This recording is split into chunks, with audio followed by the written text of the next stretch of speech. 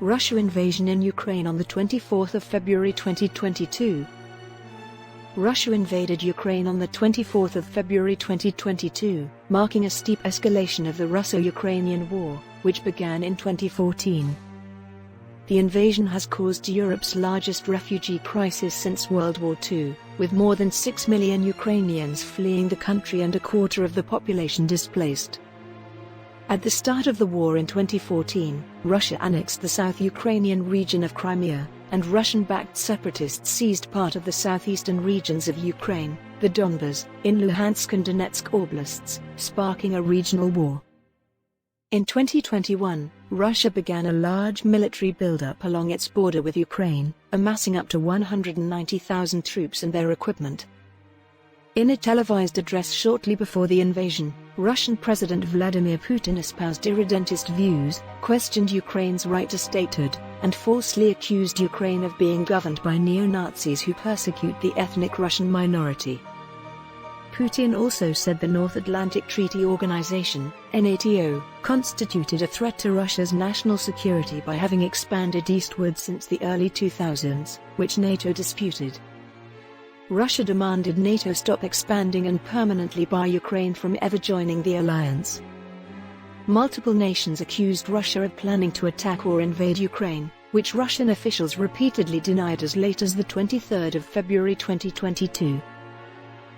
On the 21st of February 2022, Russia recognized the Donetsk People's Republic and the Luhansk People's Republic, two self-proclaimed statelets in Donbas controlled by pro-Russian separatists. The following day, the Federation Council of Russia authorized the use of military force abroad, and Russian troops overtly entered both territories. The invasion began on the morning of the 24th of February, when Putin announced a special military operation to demilitarize and denazify Ukraine. Minutes later, missiles and airstrikes hit across Ukraine, including the capital Kyiv, shortly followed by a large ground invasion from multiple directions.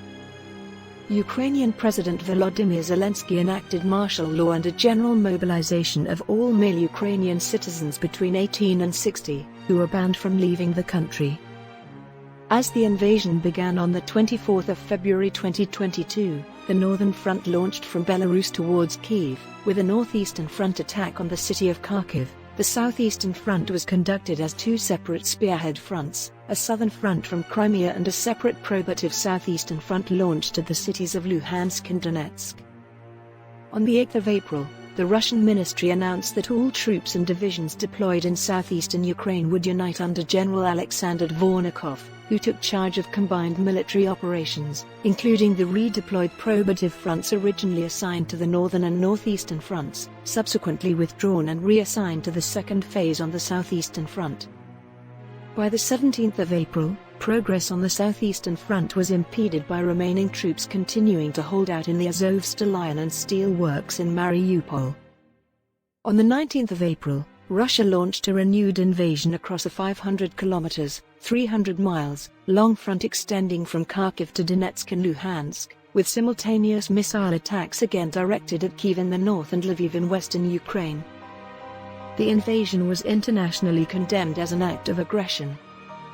A United Nations General Assembly resolution demanded a full withdrawal of Russian forces. The International Court of Justice ordered Russia to suspend military operations, and the Council of Europe expelled Russia. Many countries imposed new sanctions, which have affected the economies of Russia and the world, and provided humanitarian and military aid to Ukraine. Protests occurred around the world. Those in Russia were met with mass arrests and increased media censorship, including banning the use of the words war and invasion.